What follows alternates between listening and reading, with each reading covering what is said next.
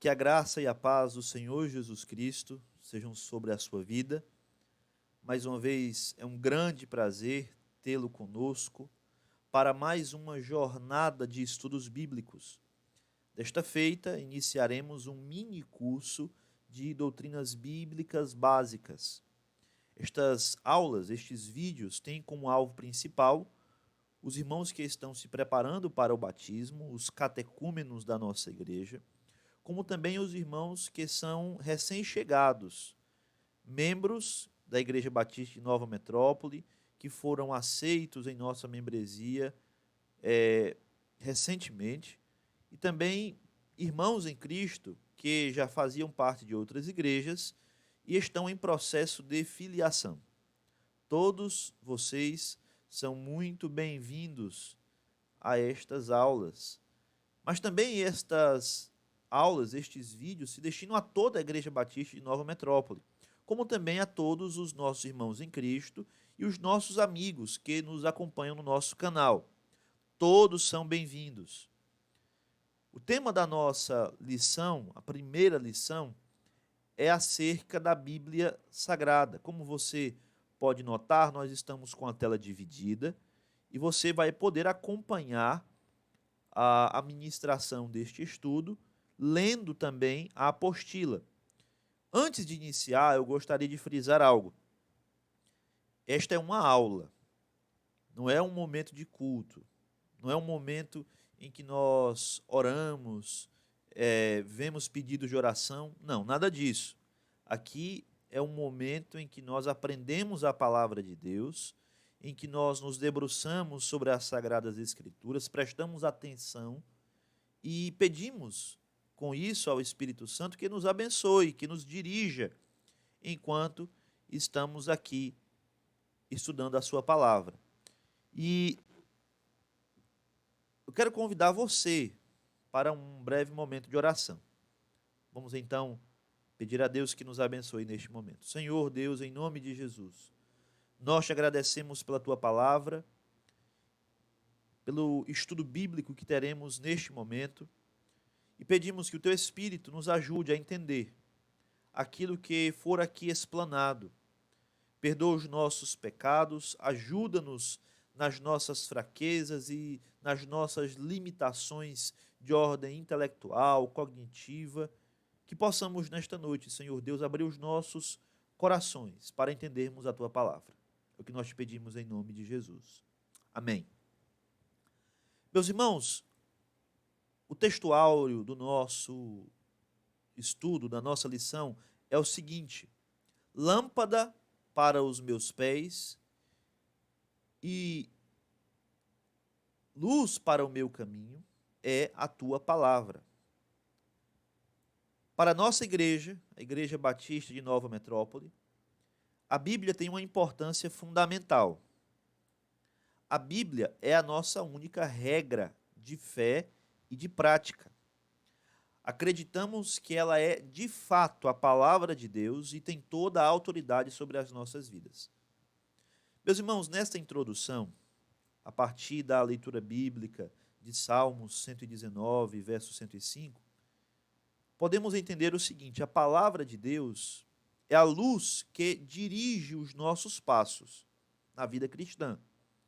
Então, tudo o que nós fazemos, a maneira como nós nos portamos em sociedade, até mesmo os nossos pensamentos, tudo deve ser compatibilizado com aquilo que Deus revelou na sua palavra.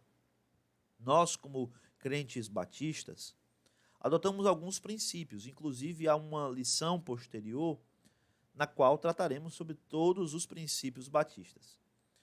Mas aqui vale ressaltar o seguinte: há um princípio batista muito importante, que é inclusive considerado por muitos como um supra-princípio, um princípio que está acima dos demais, que é o princípio da autoridade da palavra de Deus. Então nós cremos que a palavra de Deus é a nossa única regra de fé e de prática, não há outra. Não há outra revelação que esteja equiparada à palavra de Deus. E dessa forma, As Sagradas Escrituras são dignas de toda aceitação. Fatos sobre a Bíblia. A Bíblia foi escrita em 3 línguas: hebraico, aramaico e grego. Hebraico e aramaico no Antigo Testamento, grego no Novo Testamento. Desde que o primeiro livro da Bíblia foi escrito até o último, passaram cerca de 1.400 a 1.500 anos. A Bíblia divide-se em 2 partes: o Antigo ou Velho Testamento, com 39 livros, o Antigo Testamento que fala sobre os episódios desde a criação do mundo até cerca de 400 anos antes de Jesus nascer, e o Novo Testamento, com 27 livros, que conta a história de Jesus desde o seu nascimento até a sua morte e ressurreição, como também a história da igreja primitiva. As referências bíblicas têm, em primeiro lugar, a indicação do livro.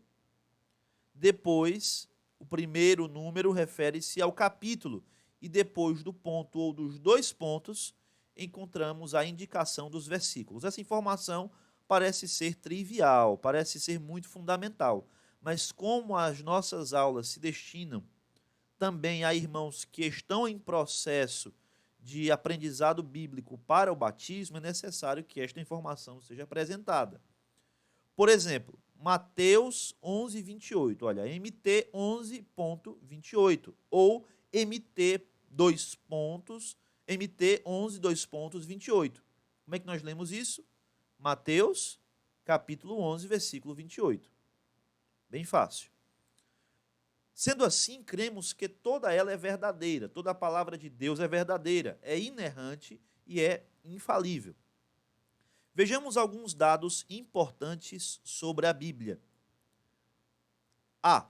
O significado da palavra Bíblia. A palavra Bíblia significa livros, sendo composta por 66 livros.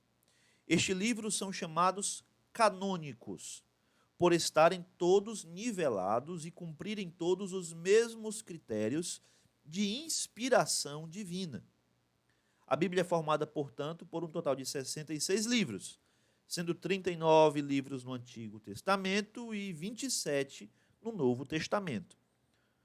Essa palavra cânon, ela se refere a uma vara de medir. E essa expressão canônico se refere ao grau de inspiração que os livros da Bíblia possuem. Quando nós chamamos os livros da Bíblia de canônicos, nós estamos dizendo: todos os livros da Bíblia possuem o mesmo padrão de inspiração.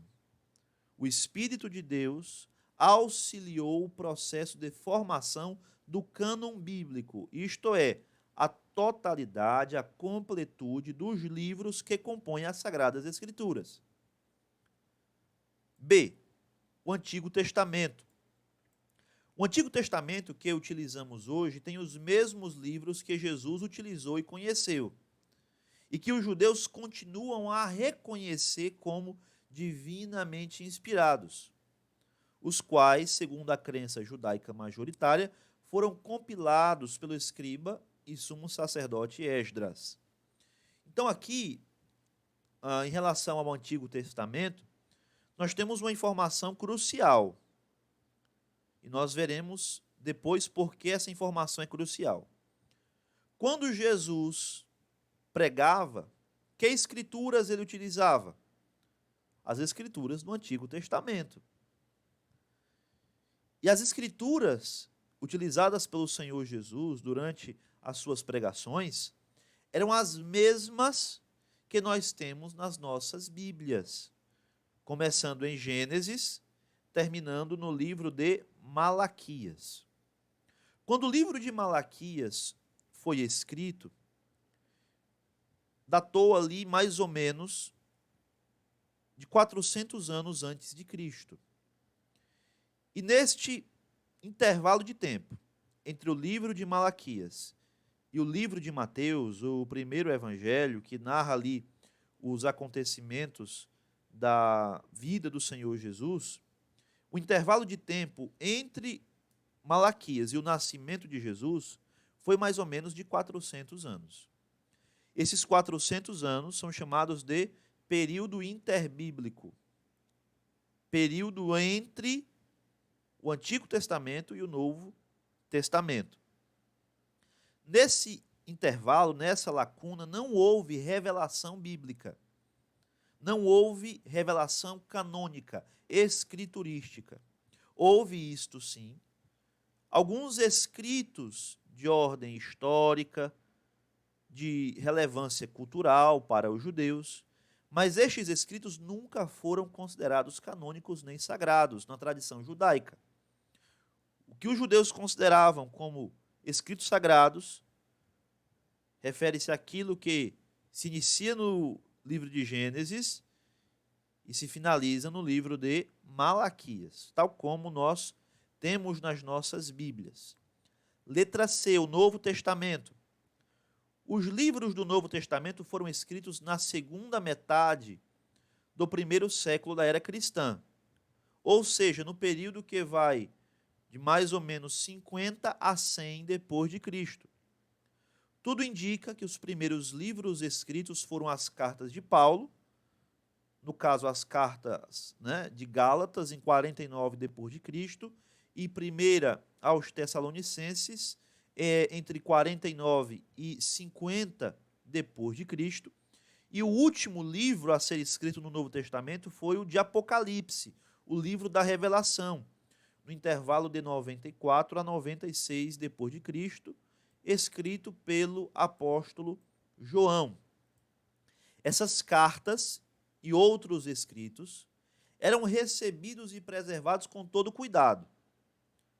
Então, quando, por exemplo, o apóstolo Paulo escrevia uma carta, ele a endereçava para uma igreja. Por exemplo, a igreja de Filipos. Mas aquela carta, quando chegava na igreja de Filipos, ela não se restringia àquele grupo. Os irmãos da igreja de Filipos, entendendo que aquele conteúdo era muitíssimo importante, eles recopiavam aquela carta e enviavam para outras igrejas próximas. De tal modo que foi dessa forma que a Escritura se disseminou no Novo Testamento, através desse processo de cópia e de recópia das cartas escritas pelos apóstolos. Então aqui o que acontece? Não tardou muito para que esses manuscritos fossem circulados entre as igrejas, tal como lá está em Colossenses capítulo 4, versículo 16. Passando então a ser copiados e difundidos nas igrejas cristãs dos primeiros séculos. A necessidade de ensinar novos convertidos e o desejo de relatar o testemunho dos primeiros discípulos sobre a vida e os ensinos de Jesus Cristo resultaram na escrita dos evangelhos. Também estes foram copiados e distribuídos à medida em que a igreja crescia.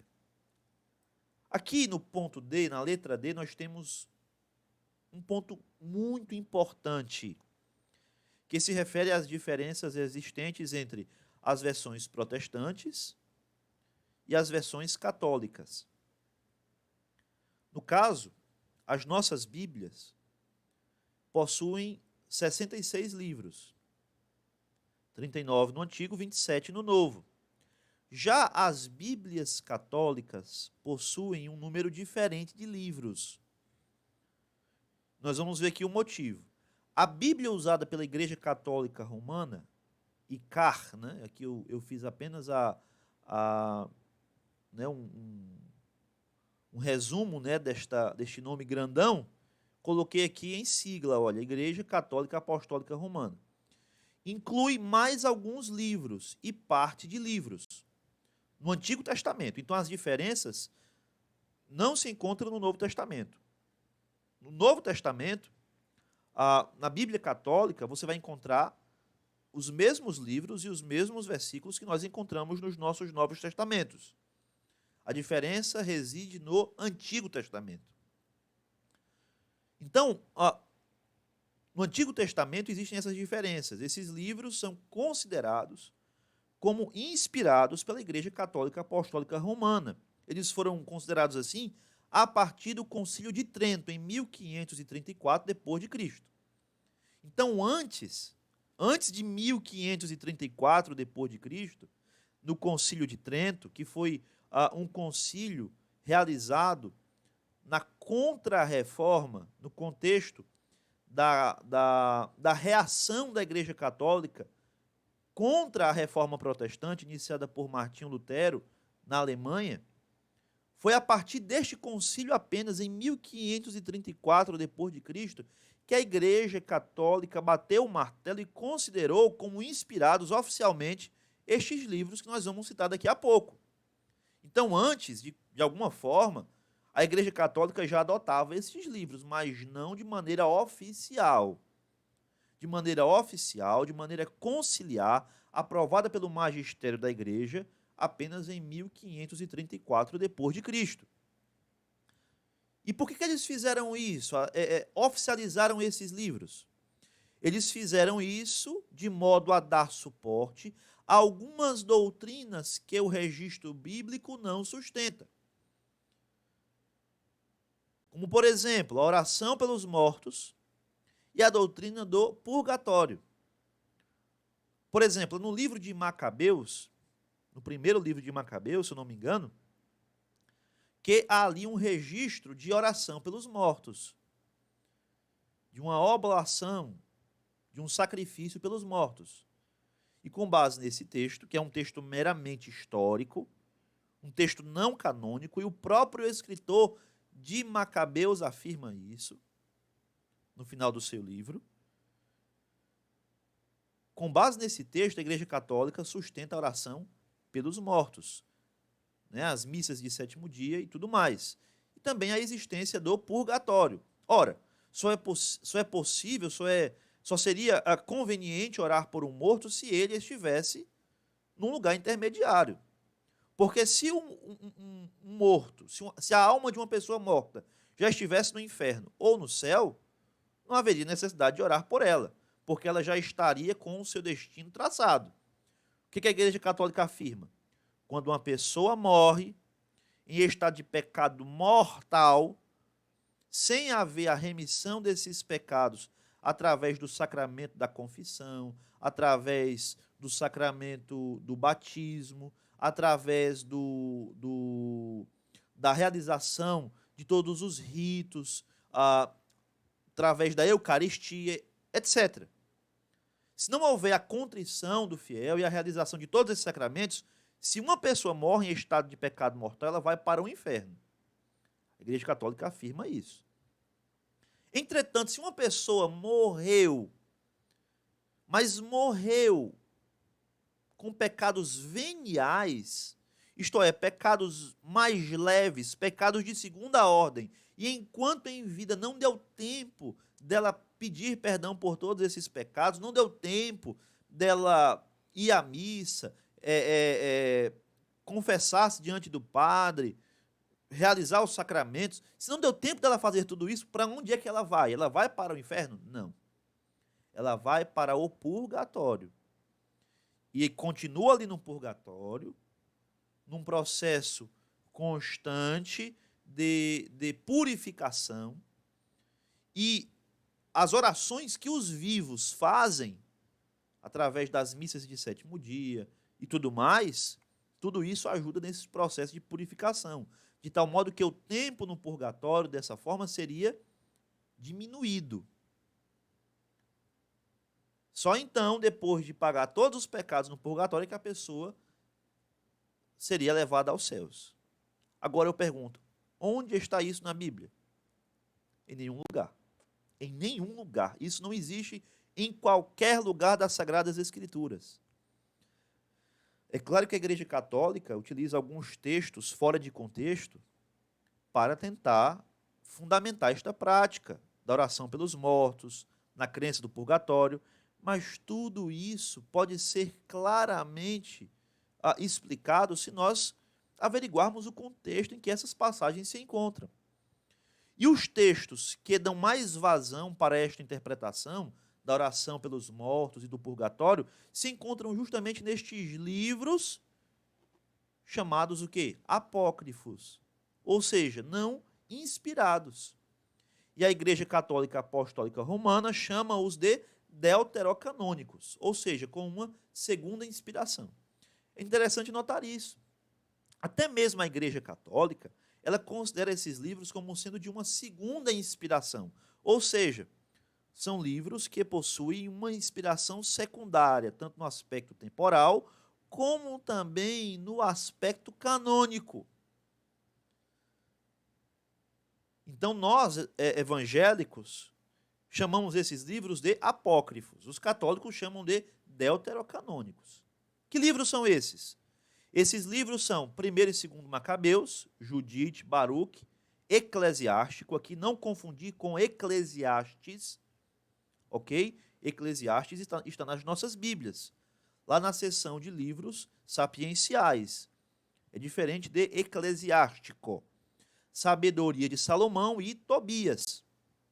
Além disso, nas Bíblias católicas existem adições aos livros de Daniel, na história de Bel e o Dragão, Salmo de Azarias, História de Susana, e também adições ao livro de Esther.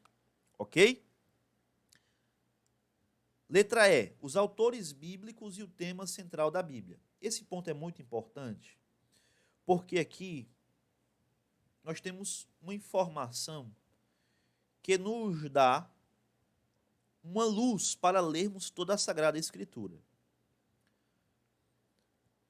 Ao todo existiram cerca de 40 pessoas, dentre elas agricultores, pescadores, estudiosos, reis, profetas, juízes e sacerdotes. Veja só, aqui não existe uma limitação de escritores bíblicos, apenas uma classe social abastada, apenas a pessoas ricas e profundamente intelectuais. Não. Deus usou diferentes pessoas pertencentes a diferentes grupos: agricultores, pescadores, estudiosos, reis, profetas, juízes e sacerdotes, que escreveram várias partes ou vários livros da Bíblia. Mas mesmo assim, veja só, a Bíblia tem um só autor, que é Deus. E o tema central da Bíblia é Jesus Cristo. Então a Bíblia é um livro, costuma-se afirmar isso, é um livro divino-humano. Por que motivo? Possui uma dupla autoria. O autor principal, o autor fundamental, aquele que inspirou as Sagradas Escrituras, foi o próprio Deus. Nós vamos ver, inclusive, depois uma noção do que significa esse termo inspiração. Então, o autor principal é o próprio Deus, mas Deus se utilizou de escritores humanos. E o tema principal da Bíblia, o tema central da Bíblia, de Gênesis a Apocalipse, é a pessoa do Senhor Jesus Cristo. Então, quando nós lemos a Bíblia, nós devemos entender esse fato. As Escrituras dão testemunho de Cristo. E é através de Cristo que o homem pode obter redenção eterna. A Bíblia, como é a palavra de Deus, tem o poder de penetrar na nossa vida e transformá-la. Hebreus 4:12, lá você pode abrir aí a sua Bíblia na sua casa. Nesse texto fala que a palavra de Deus é viva e eficaz. Não é uma palavra morta, não é uma palavra de mera sabedoria humana. Não é algo que foi criado na mente humana, a partir das suas percepções pessoais, a partir da sua criatividade. Não. A Bíblia é um livro divino. E ela tem a capacidade de penetrar na nossa vida, de transformar a nossa existência. É ela quem nos ensina, quem nos repreende quando estamos na prática do erro, é ela quem nos corrige quando estamos na prática do pecado, e é ela quem nos instrui para a nossa edificação e crescimento espiritual. Agora, que já vimos algumas informações importantes, é possível enxergar um panorama da Bíblia Sagrada no seguinte quadro. Eu vou tentar aqui ajeitar o quadro para os irmãos, para que todos possam ver, tá certo? Deixa eu ver como é que eu vou fazer aqui. Aqui, né, faz ao vivo. Eu acredito que dê para enxergar aí, né? Eu iria só centralizar um pouco mais, mas eu acredito que dá certo. Deixa eu ver aqui.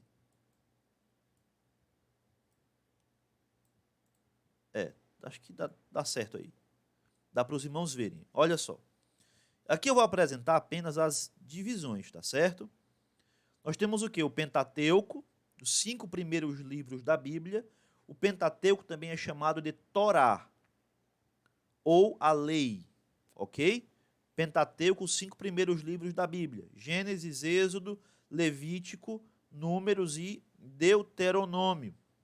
Depois nós temos os livros históricos, começando em Josué, indo até o livro de Ester. A terceira seção nós temos os livros poéticos e sapienciais, Jó, Salmos, Provérbios, Eclesiastes, Cântico dos Cânticos. Depois nós temos os profetas maiores. Por que motivo eles são chamados profetas maiores? Não é porque eles eram mais importantes ou tinham maior estatura, nada disso. É porque os livros que eles escreveram e o período de ministério em que eles atuaram foi maior. Então, se nós pegarmos, por exemplo, o livro de Isaías, de Jeremias, Lamentações, que foi escrito também por Jeremias, Ezequiel, Daniel, são livros maiores em comparação aos livros de Oséias, Joel, Amós, etc. Então, nós temos os profetas maiores, começando em Isaías, terminando em Daniel, e nós temos os profetas menores, começando ali em Oséias, terminando em Malaquias. E em relação ao Novo Testamento, nós temos o que aqui no Novo Testamento? Os evangelhos, os 4 evangelhos que narram a vida, a obra, o ministério do Senhor Jesus, Mateus, Marcos, Lucas e João.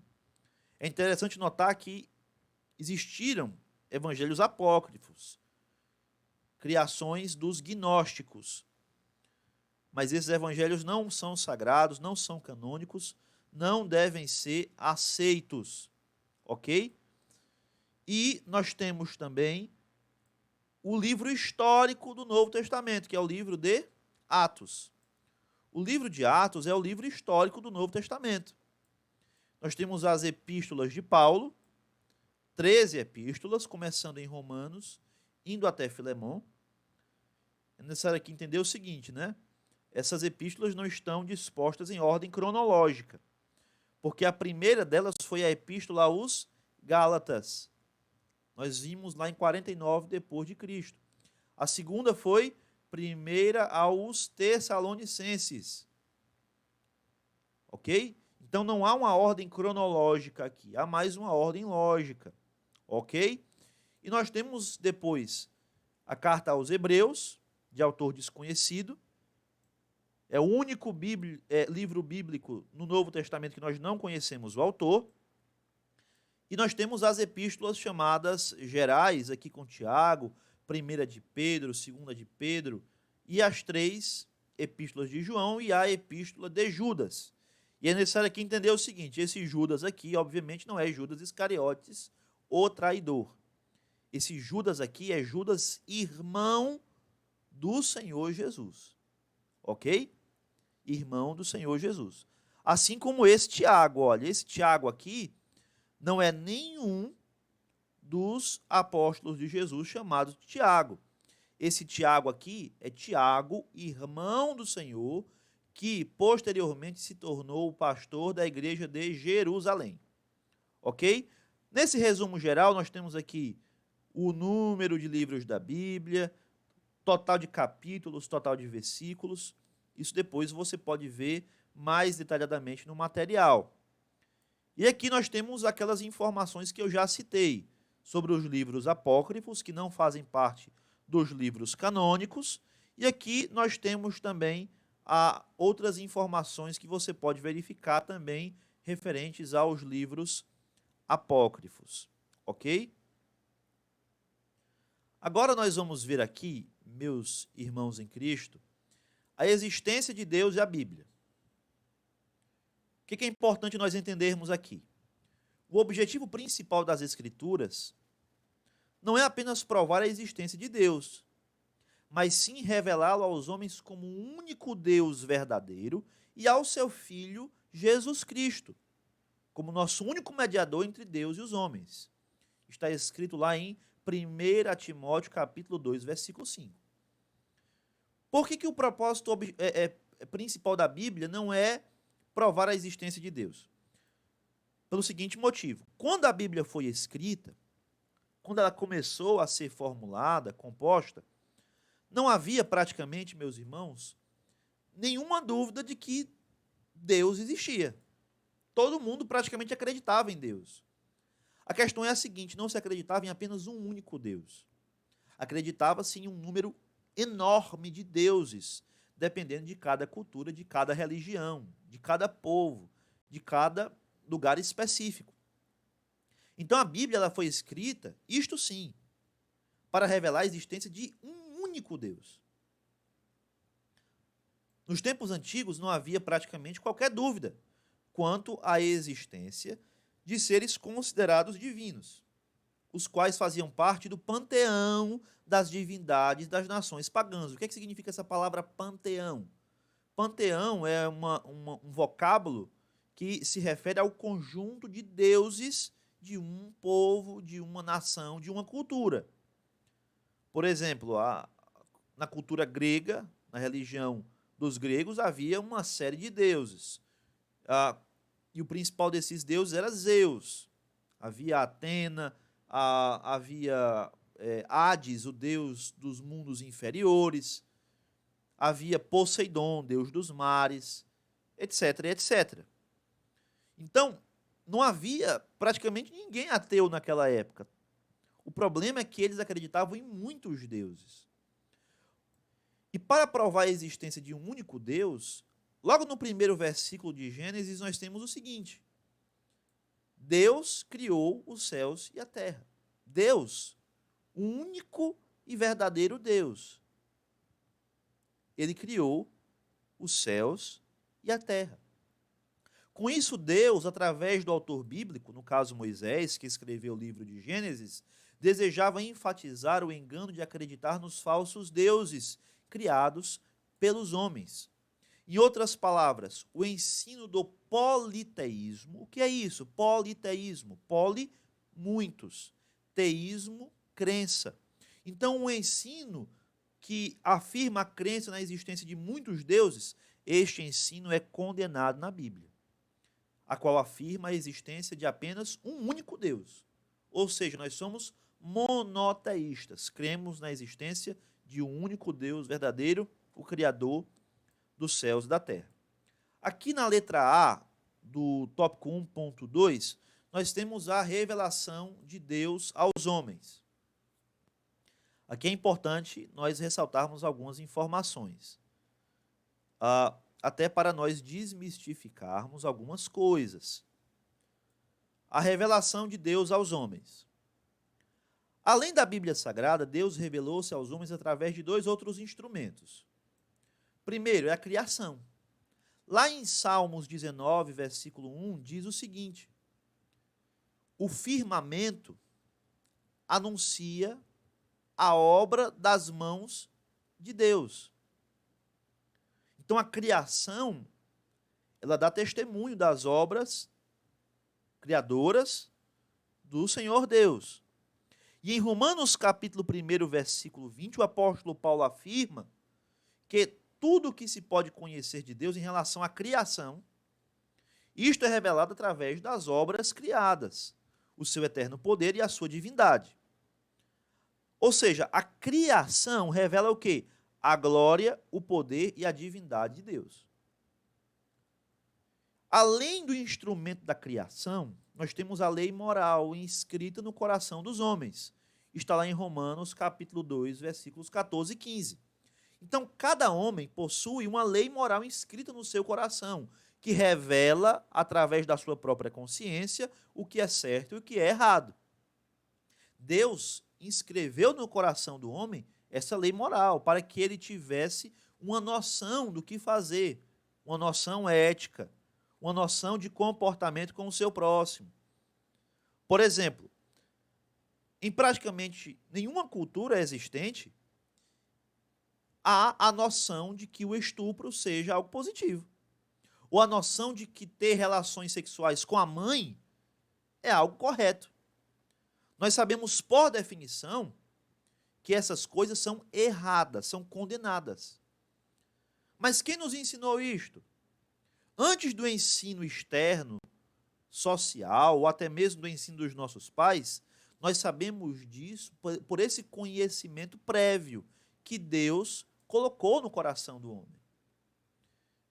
Essas duas formas de revelação, a criação e a lei moral inscrita no coração dos homens, esses dois instrumentos são chamados de revelação geral, ou seja, são meios de revelação destinados a todos os seres humanos sem distinção. Todos os seres humanos têm acesso a estes meios de revelação. Mas qual é a única fonte de revelação da salvação? Será que o homem, apenas pela criação ou pela lei moral, será que ele pode ser salvo? Veja bem, a Bíblia não fala isso. A única fonte de revelação da salvação, segundo a palavra de Deus, são as próprias Escrituras que dão testemunho de Cristo. Se o Senhor Jesus disse, eu sou o caminho, a verdade e a vida, ninguém vem ao Pai senão por mim, Jesus está definindo algo, está dizendo, ninguém pode ser salvo, ninguém pode ir ao encontro do Pai se não for por intermédio dele, do Senhor Jesus. Mas como é possível conhecer o Senhor Jesus? Através da Escritura. O Senhor Jesus disse isso. As Escrituras dão testemunho de mim. Então, qual é a única forma, a única fonte de revelação da salvação que a própria palavra de Deus afirma? São as próprias sagradas Escrituras. Tanto a criação quanto a lei moral inscrita no coração dos homens não pode revelar plenamente a pessoa de Deus, nem o seu plano de salvação aos homens. A criação fornece o fundamento para o entendimento da existência de um ser supremo, transcendental e criador, mas não explicita mais detalhes nem dá a conhecer o seu nome. A lei moral, por sua vez, dá condições para o ser humano discernir entre o bem e o mal, a partir da sua própria consciência. Mas não apresenta, e aqui há um erro de digitação, não apresenta mais informações sobre a pessoa de Deus. Pelo contrário, tanto a lei moral quanto a criação fazem com que os homens sejam indesculpáveis diante de Deus. Então, todos os homens se tornam condenáveis diante de Deus por serem testemunhas da criação e por terem essa noção de lei moral, do que é certo e do que é errado. Ninguém naquele dia vai dizer, Senhor, eu fui inocente, eu nunca ouvi falar. Deus vai dizer assim, você viu a minha criação. A minha criação me revelou a você. Você tinha no seu coração uma lei moral, uma noção do que era certo e errado, mas mesmo assim, você preferiu fazer o que era errado. Mesmo assim, você viveu na prática do pecado.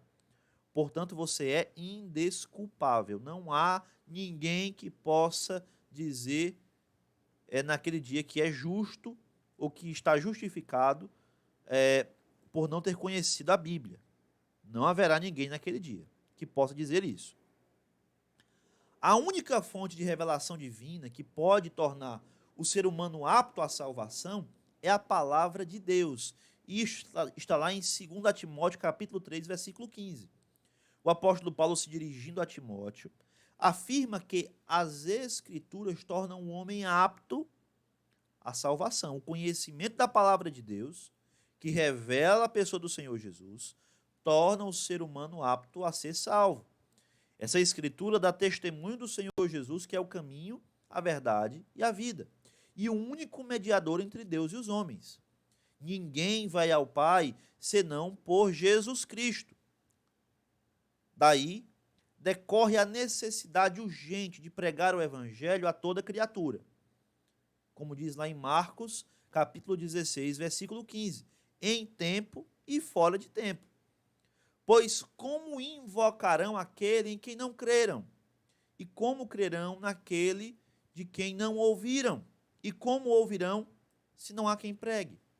Nesse caso aqui, meus irmãos, nós temos uma palavra muito importante, inclusive para estimular os irmãos a amarem missões. Por que motivo nós devemos amar missões? Devemos contribuir, devemos orar? Porque há povos que ainda não conhecem sequer o nome de Jesus. Há culturas muito afastadas que não tiveram nenhum contato com o Evangelho. Isto em pleno século XXI, com todo o avanço da tecnologia, com internet, com informática, com vários e vários meios de comunicação em massa, há culturas que ainda nunca ouviram falar do Evangelho. E o apóstolo Paulo diz: como invocarão aquele em que não creram? E como crerão de quem não ouviram? E como ouvirão se não há quem pregue? Então a igreja do Senhor Jesus tem a missão, lá em Marcos 16, 15, a grande comissão de ir por todo o mundo e pregar o evangelho a toda criatura, para que dessa forma as pessoas conheçam o Senhor Jesus e possam ser salvas por ele. 1.3. As Escrituras como revelação de Deus. Muitas objeções têm sido feitas em relação à autenticidade das Sagradas Escrituras. Mas como é possível ter certeza que a Bíblia de fato é a palavra de Deus? Muitos incrédulos, ateus, sempre tentam minar a nossa confiança na palavra de Deus com uma série de argumentos. Mas aqui eu gostaria de dizer algo a você. Este livro, ele foi, durante séculos e séculos, analisado, averiguado minuciosamente. Não só por crentes, mas também por ateus, agnósticos, filósofos, críticos. E ainda hoje, esta palavra está de pé. Mesmo com todo o avanço científico, ainda hoje a palavra de Deus está de pé. Por que motivo? Porque a palavra de Deus não é a palavra do homem. E há uma promessa em relação a esta palavra. Deus afirma que os céus e a terra passarão, mas a sua palavra não vai passar. Não vai passar. Então, embora os ateus tenham vários argumentos, embora os críticos possam afirmar coisas contrárias à inspiração das Sagradas Escrituras, mesmo com toda a análise, mesmo com todo o exame, inclusive realizado por pessoas contrárias à palavra de Deus, as Sagradas Escrituras continuam de pé. E vidas têm sido mudadas a cada dia por intermédio desta palavra.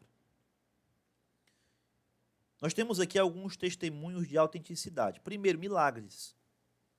Deus, no decorrer da história, realizou muitos milagres. Esses milagres estão, em grande parte, registrados nas páginas da Bíblia Sagrada. Em momentos específicos, milagres e prodígios foram realizados para comprovar a veracidade da revelação de Deus. Em segundo lugar, nós temos as profecias. As profecias, meus irmãos, constituem uma das provas mais importantes para afirmar a inspiração das Sagradas Escrituras. As profecias são previsões divinas de acontecimentos futuros. O cumprimento posterior autentica a inerrância e a infalibilidade da palavra de Deus. Por exemplo, aqui nesse quadro nós temos as profecias referentes à vida de Jesus. Veja só quantas profecias, feitas lá em Gênesis, Miqueias, Isaías, Jeremias, etc. E todas essas profecias, realizadas há centenas de anos antes do nascimento do Senhor Jesus, todas elas, em grande parte, foram cumpridas no Evangelho. E aquelas que ainda não se cumpriram, são aquelas que falam acerca da segunda vinda do Senhor Jesus. Como Jesus ainda não veio uma segunda vez para buscar a sua igreja, para estabelecer o seu reino na terra, é óbvio que essas coisas ainda não se cumpriram. Agora eu lhe pergunto, se as profecias referentes à primeira vinda, todas elas se cumpriram, será mesmo que as que são referentes à segunda vinda não se cumprirão? Sim, certamente elas se cumprirão. E é justamente por isso que nós devemos estar atentos a cada dia em relação à palavra de Deus, em relação à nossa vida espiritual, em relação à pregação do Evangelho aos nossos parentes e amigos. Então as profecias aqui, elas dão a prova cabal da inerrância e da infalibilidade da palavra de Deus. Porque a profecia que foi proferida com muita antecedência, ela se cumpriu plenamente tempos depois. E aqui eu estou apenas elencando as profecias relativas à primeira vinda de Jesus, sem falar em outras profecias. Por exemplo, no livro do profeta Daniel. Ali Daniel tem a revelação dos reinos que viriam após a queda da Babilônia. Babilônia, Império Medo-Persa, Império Grego Macedônio e Império Romano. Como Daniel teve essa revelação de coisas que aconteceriam muito tempo depois, séculos depois? Porque Deus nos revelou. E a prova de que essas profecias são verdade é porque elas se cumpriram cabalmente. São coisas que já são historiáveis. É possível depreender que foram palavras verdadeiras reveladas da parte de Deus ao profeta Daniel. Aqui é apenas mais um exemplo. Se nós fôssemos tratar disso exaustivamente, nós passaríamos dias e dias elencando profecias e mais profecias. As profecias autenticam a inerrância e a infalibilidade da palavra de Deus. Além disso, evidências. Nós temos evidências quanto à genuinidade dos documentos, ou seja, os documentos bíblicos, eles passaram por vários exames. Vou dar um exemplo a vocês. Os críticos, eles não levantam muitas questões, por exemplo, acerca da genuinidade dos documentos de Platão, de Sócrates, dos escritores clássicos. Eles têm por certo que esses homens existiram e escreveram aquelas coisas. Existem várias cópias antigas desses escritos, e os estudiosos analisam esses escritos e afirmam: esses homens existiram.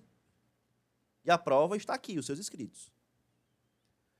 Meus irmãos, em relação à Bíblia Sagrada, a análise foi muito maior. Muito maior.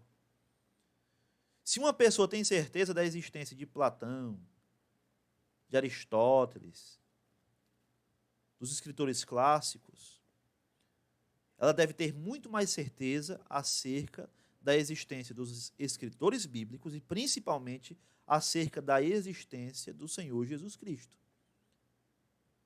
Eu me refiro aqui à existência histórica.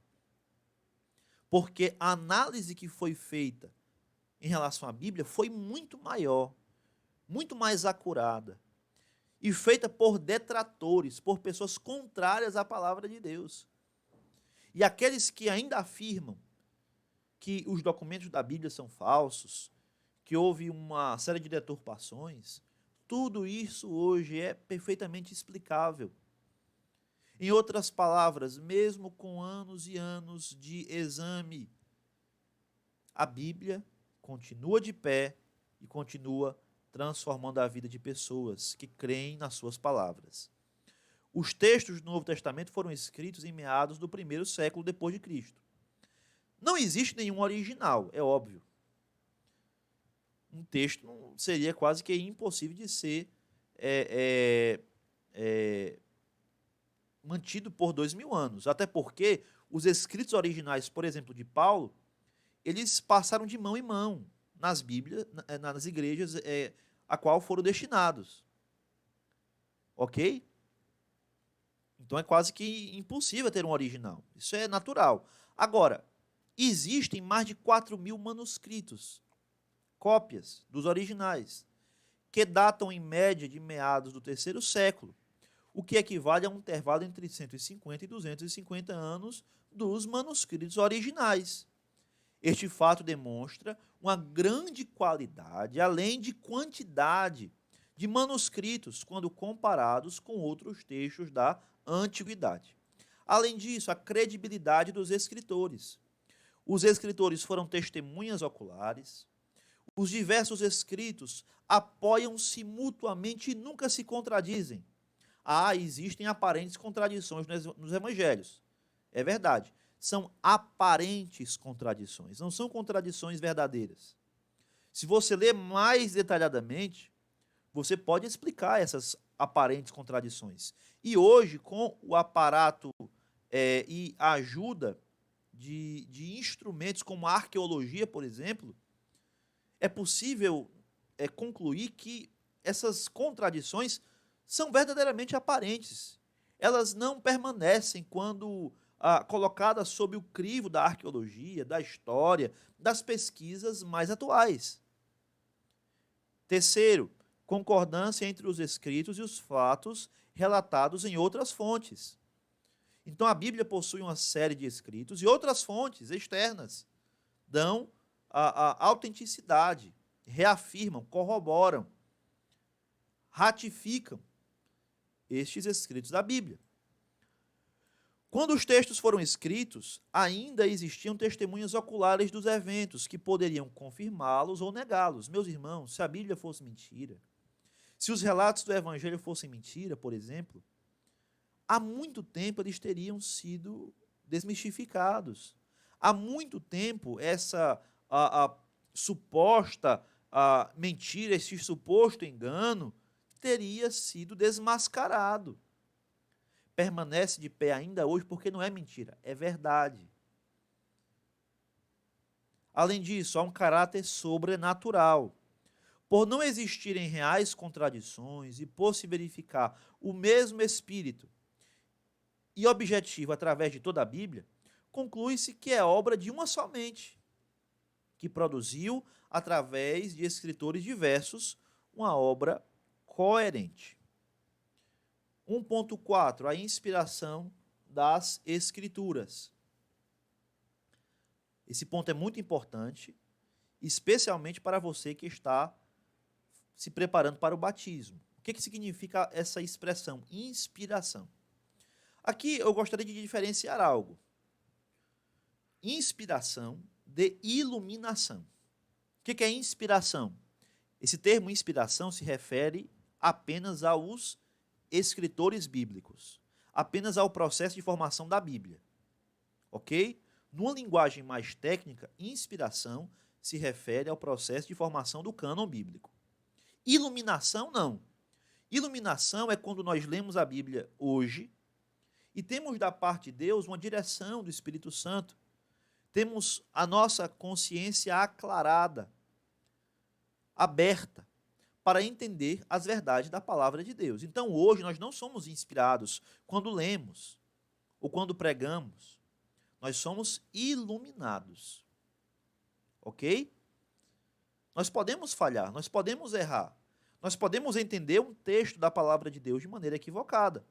É por isso que nós devemos estudar. É por isso que nós devemos perguntar a alguém que possa nos explicar melhor o significado de uma passagem. É por isso que na igreja existem oficiais, existem presbíteros, pastores, homens preparados para explicar a palavra de Deus. Mas até mesmo esses homens podem cometer erros através da análise, da interpretação das Sagradas Escrituras. Quem é que não comete erros? Deus. E quando Deus inspirou a Bíblia, não houve ali nenhum erro sequer. É por isso que ela é inerrante. E quando nós falamos em inspiração, nós estamos falando então em perfeição, em objetividade, em inerrância, em infalibilidade. Diz assim: a doutrina da inspiração não é invenção da mente humana. A própria Bíblia a afirma claramente. Observemos alguns textos bíblicos. Primeiro, texto bíblico, 2 Timóteo 3,16. É o texto áureo que fala sobre a inspiração. Lá afirma o seguinte: toda a Escritura é inspirada por Deus. Você tem que ler esse texto em casa. Enquanto nós estamos aqui estudando, tem a sua Bíblia aberta. O que fala nesse texto? Toda a Escritura é inspirada por Deus. Esse texto mostra a extensão da inspiração. No contexto bíblico, a Escritura significa tanto o Antigo quanto o Novo Testamento. Daqui as passagens que depois você precisa ler. Fica claro que a inspiração vem da parte de Deus. As Escrituras foram sopradas por Deus.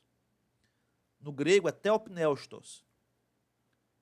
O que significa isso? Deus soprou as suas palavras na mente do homem, e o homem as escreveu, o homem registrou em linguagem humana. O propósito da inspiração é tornar as Escrituras úteis. Assim, a Bíblia veio de Deus para nos mostrar como viver e o que devemos fazer. Outro texto, 2 de Pedro 1,21. Mais uma vez, você tem que ler lá na sua Bíblia. Esse texto mostra que Deus usou autores humanos. O que diz esse texto de 2 Pedro 1,21? Diz que a profecia não veio apenas da parte do homem, não veio da mente humana. Isto é, a profecia, a palavra de Deus veio da parte do próprio Deus. Embora, veja só, Deus tenha se utilizado de escritores humanos para o registro da sua palavra. Esse texto mostra que Deus usou autores humanos, movendo-os para esse fim pelo seu Espírito. O mesmo verbo mover é também usado em Atos 27,15 e nos ajuda a entender o seu sentido. Durante a tempestade, os marinheiros não estavam dormindo nem inativos, mas era o vento quem, de fato, os levava. Então, aqui, lá em Atos, nós temos o quê? Uma passagem que um navio é levado, é conduzido pelo vento. O que acontece aqui? Essa mesma palavra é utilizada para a expressão utilizada por Pedro, lá em 2 de Pedro, capítulo 1, versículo 21, em relação à condução de Deus no processo de formação das Escrituras que foram registradas pelos autores humanos. Então, enquanto os autores humanos estavam escrevendo, eles estavam ali sendo conduzidos pelo próprio Deus, da mesma forma que o vento conduzia o navio. Outro fator importante revelado nesse texto é que não foi a vontade humana quem produziu as Escrituras. A Escritura não veio da vontade do homem. A vontade humana pode falhar e pode produzir erros. Porém, não é assim com a vontade de Deus. Isto atesta a inerrância bíblica. Resumindo, 2 de Pedro diz que Deus usou homens e deixou para nós uma Bíblia totalmente confiável. O terceiro texto se encontra lá em 1 de Coríntios, capítulo 2, versículo 13. Aqui se refere à percepção dos escritores bíblicos quando estavam sob o processo inspirativo. Aqui fica claro que a revelação de Deus chegou até nós por meio de palavras. Assim, Deus não só inspirou as ideias reveladas pela Bíblia, mas também as palavras que a compõem. Ou seja, as palavras usadas na Bíblia foram inspiradas por Deus. Ok? Isso daqui nós chamamos de inspiração plenária das Sagradas Escrituras. Todas as palavras da Bíblia foram inspiradas por Deus. 4. Uma compilação de dados. Vejamos a variedade de material que Deus fez os autores incluírem na Bíblia. Então, na Bíblia existem coisas que foram reveladas diretamente de Deus. Por exemplo, aqueles 10 mandamentos, o Decálogo. Deus trouxe diretamente a Moisés. Ok? Outro exemplo, pesquisa, lá em Lucas, capítulo 1, versículos 1 a 4. O Evangelho de Lucas foi escrito a partir de uma pesquisa acurada acerca dos eventos históricos sobre a vida de Jesus. Então, Lucas pesquisou detalhadamente para dirigir o seu evangelho a um homem chamado Teófilo. Agora eu pergunto, o que é mais inspirado por Deus? O Decálogo, que foi diretamente entregue por Deus a Moisés, ou o Evangelho de Lucas, que foi escrito a partir de uma análise histórica? Ambos possuem a mesma inspiração, ok? Além disso, conteúdo profético, aproximadamente 25% da Bíblia consiste em profecias, boa parte já cumprida com exatidão. Nenhum homem poderia acertar 100% das profecias se fizesse por si mesmo. Nós já comentamos isso. Possui dados históricos. Boa parte da Bíblia é histórica, a maior parte é escrita por homens que viveram o que foi relatado, além de outros. O termo inspiração divina significa que Deus usou o ser humano para escrever a sua revelação, mas não anulou no decorrer deste processo. Ou seja, não foi aqui, preste atenção nisso, uma espécie de psicografia. Eu não sei se você já viu na TV, na internet, quando um suposto médium espírita, ele está recebendo a revelação de um espírito, que nós sabemos ali é um espírito enganador, não é o espírito de uma pessoa morta, desencarnada, como eles afirmam, é um espírito enganador, que conhece a pessoa, o passado, o presente, e pode sim relatar coisas acerca de suas vidas. Isso acontece de fato, e nós cremos, segundo a palavra de Deus, que tudo isso acontece pela instrumentalidade de demônios. Meus irmãos, quando os escritores da Bíblia registraram as Sagradas Escrituras, não foi uma psicografia. Isto é, os escritores não foram anulados. Houve uma cooperação nesta tarefa. Deus fornecia o conteúdo, o homem usava a sua forma, ou seja, a língua, a cultura e os seus conhecimentos. O homem utilizava, por exemplo, o seu vocabulário, as palavras que ele conhecia. Exemplo, os escritos de Paulo. É muito fácil perceber a personalidade, o estilo de escrito do apóstolo Paulo, e esse estilo, por exemplo, é diferente do estilo de João, de Lucas, de Mateus, do escritor aos Hebreus. Ok? Além disso, a prova máxima da inspiração divina na produção dos livros da Bíblia reside no seu próprio conteúdo e nos efeitos que ele tem tido na vida de pessoas, ainda hoje. Só o seu autor, Deus, na pessoa do Espírito Santo, pode revelar e convencer a pessoa acerca desta mesma inspiração. É o Espírito Santo quem age no coração e na mente humana, convencendo-o do pecado, da justiça e do juízo, através da pregação do Evangelho. Então, quando a palavra de Deus é pregada, o Espírito Santo está trabalhando. E através desta operação miraculosa do Espírito Santo, que convence o homem do pecado, da justiça e do juízo, a vida do ser humano é transformada. Daí nós vemos uma prova cabal da inspiração divina. Se a Bíblia fosse um livro qualquer, ela não poderia mudar a história de ninguém. Dessa forma, cada crente, individualmente, pode ter a certeza de que toda a Bíblia é, de fato, a revelação inspirada de Deus, proveitosa para as nossas vidas, através da consolação e da esperança que ela proporciona e da utilidade que ela possui ao exortar, corrigir e educar na justiça. Finalmente, e aqui é uma informação muitíssimo importante para nós finalizarmos essa aula. É necessário entender mais uma verdade acerca das Sagradas Escrituras. Sendo a Bíblia perfeitamente inspirada por Deus, nada dela pode ser retirado, alterado ou acrescentado. Existe, inclusive, em Apocalipse, capítulo 22, versículos 18 e 19, uma maldição proferida pelo próprio Deus para pessoas que deturpam, retiram, alteram ou acrescentam coisas à sua palavra. Se a palavra de Deus é absoluta, é perfeita, ela deve ser repassada tal como Deus a revelou. O homem não pode deturpar o ensino das Sagradas Escrituras. Portanto, em nenhuma circunstância, preste atenção nisto, Deus poderá acrescentar ou alterar a sua revelação escrita.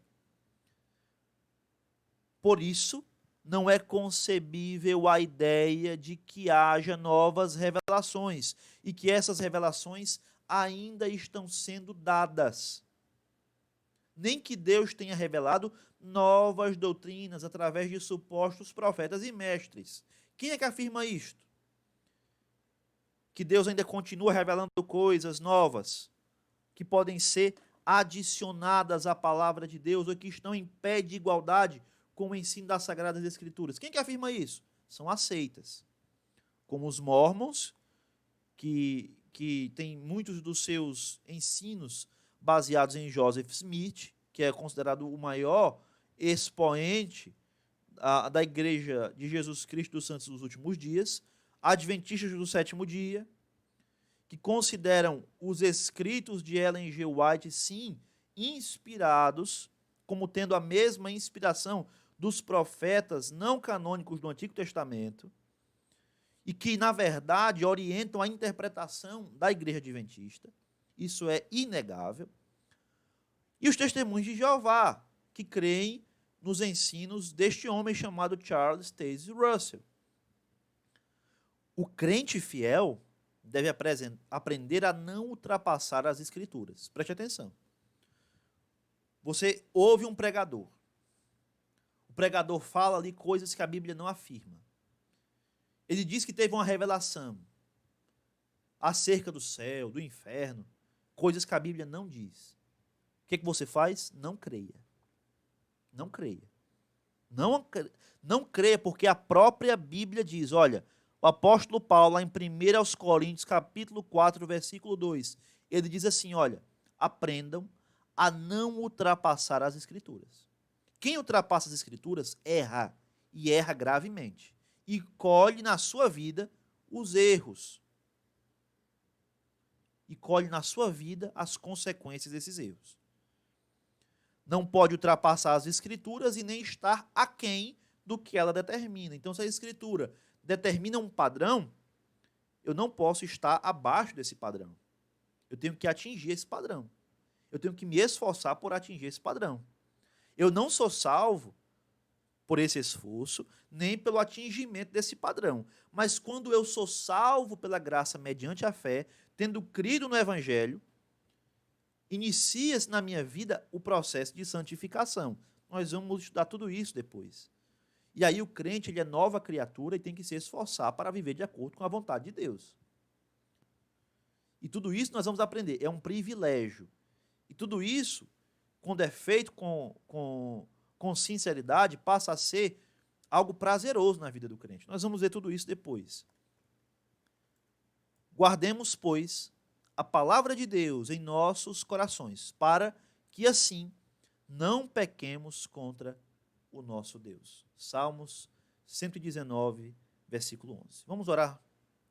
Senhor Deus, muito obrigado por esta lição, por esta aula, que fala acerca das Sagradas Escrituras, a tua revelação para o ser humano. Nós pedimos, ó Deus, que através deste conhecimento obtido nesta lição, que nunca possamos duvidar que a Bíblia Sagrada é a palavra de Deus. E que, sendo a tua palavra, possamos aceitá-la para as nossas vidas como digna de toda a aceitação. Que possamos viver de acordo com esta palavra, pensar de acordo com esta palavra e, sobretudo, que possamos também levá-la a pessoas que ainda precisam ter um encontro real contigo. Abençoa as nossas vidas e aplica aos nossos corações a tua palavra.